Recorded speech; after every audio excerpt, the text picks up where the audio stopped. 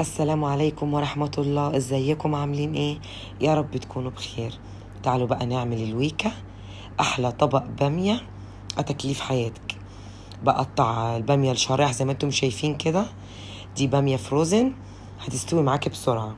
نزلت عليها بصلاية مفرومة او مقطعة مكعبات شوربة لحمة فراخ. دي كانت شوربة بط عندي، سبتها تاخد غلوتين كده على النار، تستوي تقريبا نص السوا 3/4 سوا علشان بس متغمقش منك. دلوقتي بحضر الطشة بتاعتي، معلقة توم كبيرة وعليها قرن فلفل حامي مفروم وملح وفلفل اسود وشطة وفرمة طماطمتين برضو، حتى عليها نفس البهارات، وكمان كزبرة ناشفة.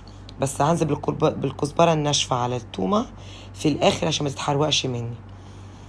دلوقتي خلاص البامية دخلت في السوا معايا.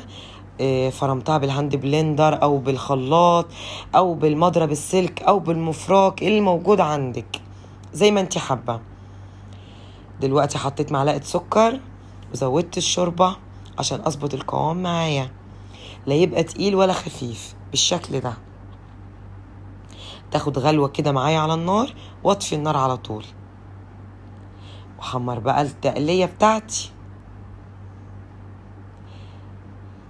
اول ما تصفر معايا التومة انزل بمعلقة الكزبرة الناشفة، وتنزلي بقى بالطشة بتاعتك على البامية. يا سلام، ريحتها جابت لآخر الدنيا. دلوقتي في نفس الطاسة نزلت بالطماطم اللي انا فرماها ومعلقة سمنة بلدي صغيرة، وانزل بقى اول ما تسبك كده معايا انزل بيها على البامية. طبق بامية تحفة، هي دي الويكة،